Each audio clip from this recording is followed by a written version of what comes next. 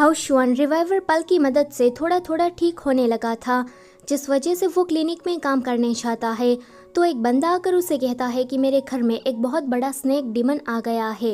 दूसरी तरफ हम ऐसा ही एक और स्नेक डीमन किसी और विलेजर के घर में देखते हैं। वो स्नेक डीमन उस विलेजर को कोई नुकसान पहुंचा पाता कि एक काले कपड़े वाला इंसान आकर उस स्नेक डीमन को सील कर देता है। यहाँ पर ये दोनों इसी बारे में बात कर रहे थे। हाउशुआन कहता है कि हमारे शहर में काफी सारे स्नेक डीमन देखे गए हैं, पर हर बार एक बंदा आकर उसे पकड़ लेता है। मुझे तो लगता है कि वो बंदा ये सब कुछ जानबूझकर कर रहा है। वो पहले स्नेक डीमन को बाहर छोड़ता है एंड बाद में उसे पकड़ने के लिए चाहता है ताकि वो लोगों की नजरों में हीरो बन सके। हाउशुआन का ये शक बिल्कुल सही था। चंगचिंग का बड़ा भाई जानबूझकर ये सब कुछ कर रहा था, और जो शुरुआत में हमने काले कपड़े वाला इंसान देखा था वो भी यही था। कुछ गांव वाले मदद करने के बदले में उसे जब थैंक यू कहने आते हैं तो वो उन सभी से कहता है कि यहाँ पर स्नेक डीमन का हमला हो गया था। हाउशुआन एक डीमन स्लेयर है, पर फिर भी उसने तुम्हारी मदद नहीं की। तुम रीजन जानते हो, क्योंकि उसकी भी वाइफ लिंगलोंग एक स्नेक डीमन है, इसीलिए। ये सुनकर सभी लोग काफी शॉक्ड होते हैं एंड उसकी बात पर यकीन ही नहीं करते कि लिंगलोंग एक स्नेक डीमन कैसे हो सकती है। तो वो कहता है कि यह बात मैं तुम्हें प्रूफ करके दिखाऊंगा। गुम्मी हो मास्टर के चंगुलों से आजाद होकर ब्रोथल में जाकर मजे कर रहा था कि उसका कर्ज एक्टिवेट हो जाता है कि तभी ही उसे मास्टर के कहे हुए मंत्रों की याद आने लगती है, जिस वजह से वो एकदम से शांत हो जाता है। ब्रोथल में उसे एक लड़की मास्टर जैसी दिखती है, तो वो उसके पास जाकर कहता है कि ओए पागल लड़की, पर वो तो कोई और ही थी। यहाँ हम डंजन में मास्टर को देखते हैं। वो गुम्मीहो के पिछले हमले से बच नहीं पाई थी, जिस वजह से बेहोश हो गई थी कि वहाँ पर गुम्मीहो आ जाता है। मास्टर की ऐसी हालत देखकर गुम्मीहो उसे अपनी पावर से हील करने लगता है। जब उसे होश आता है तो वो कहता है कि मैंने तुम्हें इतनी जोर से भी नहीं मारा था कि तुम मेरे लिए मरना चाहती थी। तो वो कहती है कि आते ही सीधा बकवास करना शुरू कर दी। वैसे तुम्हारे पास भागने का अच्छा मौका था, फिर तुम यहाँ लौट कर क्यों आए? तो वो कहता है कि मैं अपना कुछ सामान यहाँ पर भूल गया था, बस वहीं लेने आया हूँ। ये तो बस एक बहाना था, वो तो स्पेशली यहाँ पर मास्टर को देखने आया था। यहाँ हाउशुआन के घर पर लोग आकर हल्ला मचाने लगते हैं।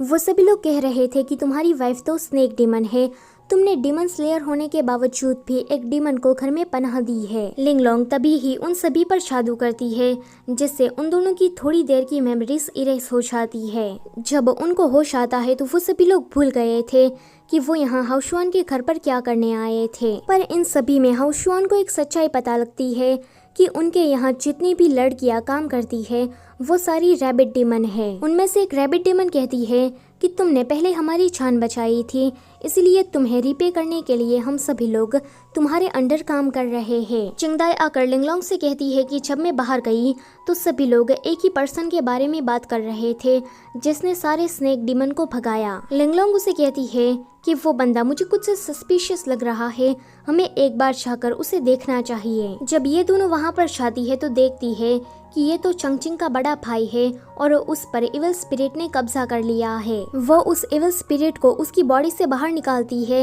एंड कहती है कि तुम पर इविल स्पिरिट ने कब्जा क्यों किया था, क्या वाटर वर्ल्ड में कुछ हुआ है? ये सुनकर चंगचिंग के बड़े भाई को उस पर काफी गुस्सा आता है। वो कहता है कि ये सब कुछ तुम्हारी वजह से हुआ है। रिवाइवर पल इविल स्पिरिट को दूर रखने का काम करता था, पर तुम तो उसे ही ले गई।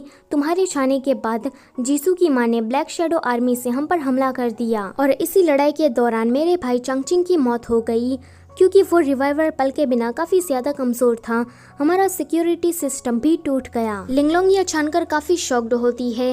वो कहती है कि माफ करना, मुझे पता नहीं था कि इतना सब कुछ हो जाएगा। वो कहता है कि अब सॉरी कहने से कोई फायदा नहीं है, क्योंकि इससे मेरा भाई वापस नहीं आने वाला। तुम जल्दी से मुझे वो पल वापस दे दो ताकि मैं वाटर वर्ल्ड में जाकर अपनी प्रजा को बचा सकूं, क्योंकि वो औरत एविल स्पिरिट को अट्रैक्ट करके हमारे पूरे वर्ल्ड को खत्म करना चाहती है। लिंगलोंग उसे कहती है कि तुम मुझे और 2 दिन दो, 2 दिन के बाद मैं तुम्हें वो पल लौटा दूंगी, क्योंकि अभी मेरे हस्बैंड की तबीयत ठीक नहीं हुई है।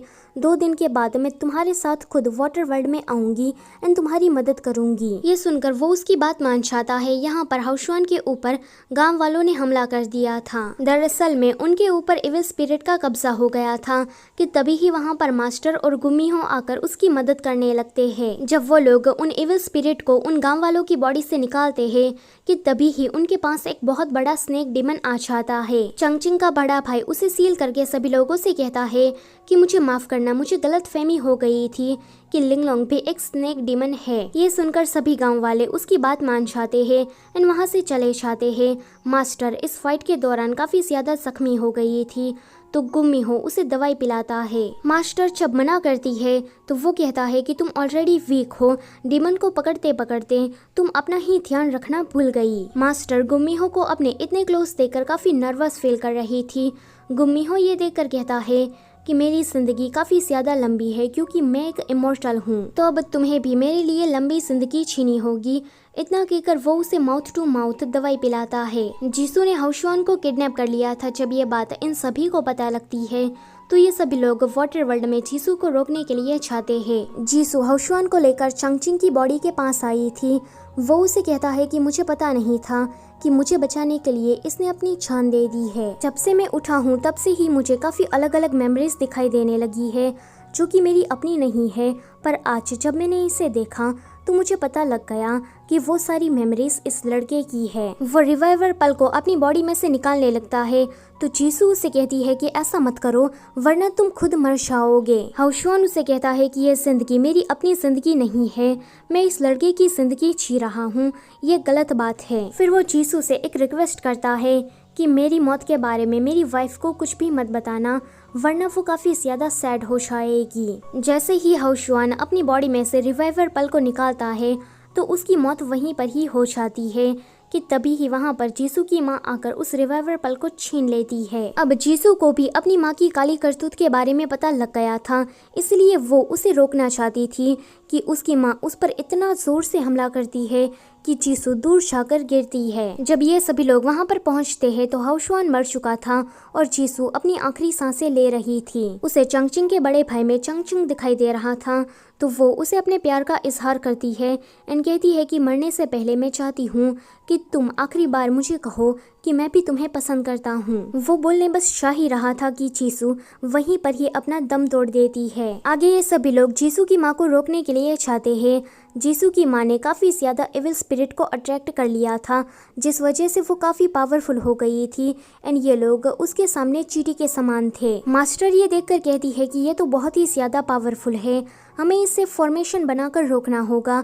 तो गुम्मीहो कहता है कि पहले मैं इसके पास से रिवाइवर पल को लेता हूँ ताकि ये थोड़ी कमज़ोर हो जाए। जब गुम्मीहो उसके पास से रिवाइवर पल लेने के लिए गया था तभी मास्टर अपना फॉर्मेशन क्रिएट करती है। उसने मंत्र वगैरह पढ़ना चालू कर दिया था। गुम्मीहो देखता है कि रिवाइवर पल में तो क्रैक आ गया है, यानी कि अब वो एक मामूली सा पत्थर बन गया है। जीसू की माँ वहाँ से भाग पाती कि गुम्मीहो उसे पकड़ लेता है एंड वो आगे बचकर भाग ना पाए, इसलिए गुम्मीहो फॉर्मेशन के अंदर ही रहता है। मास्टर अपने फॉर्मेशन में गुम्मीहो को देखकर रुक जाती है तो वो उसे कहता है कि पागल लड़की, मेरे बारे में चिंता मत करो और जल्दी से इस फॉर्मेशन को सील करो। ये सुनकर मास्टर ये काम कर देती है। गुम्मीहो के साथ साथ जीसू की माँ भी उसमें कैद हो जाती है। यहाँ लिंगलोंग हाउशुआन के पास जाती है।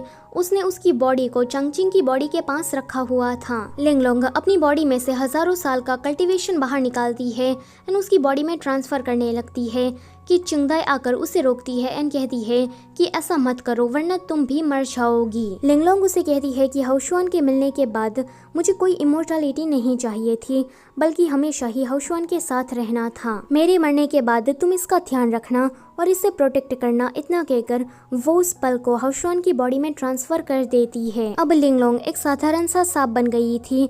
चिंगदाई उसे इस तरह से देखकर काफी ज्यादा रोती है। अगले सीन में वो उसे पानी में छोड़ते हुए कह रही थी कि इतने साल हो गए पर तुम कभी भी मुझे समझ नहीं पाई। मुझे कोई इमोर्टलिटी नहीं चाहिए थी, बल्कि हमेशा ही तुम्हारे साथ रहना था। इतना कहकर वो अपने खून से एक ग्रीन स्नेक बनाती है एंड लिंगलोंग के साथ छोड़ती है। फिर कहानी हमें 18 सालों के बाद की दिखाई जाती है, जहाँ पर चिंगदाई और शुयुआन साथ में क्लिनिक में काम कर रहे थे और उन दोनों ने शादी कर ली थी।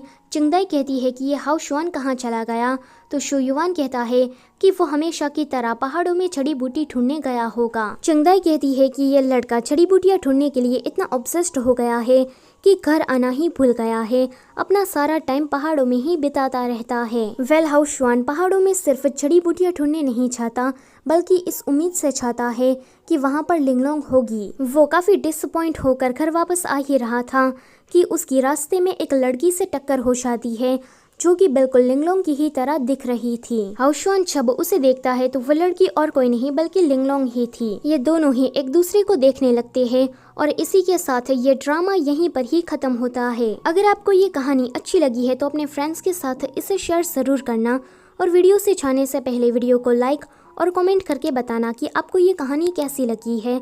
और अगर आप चैनल पर पहली बार आए हो तो इसे सब्सक्राइब भी कर दो। Thank you for watching.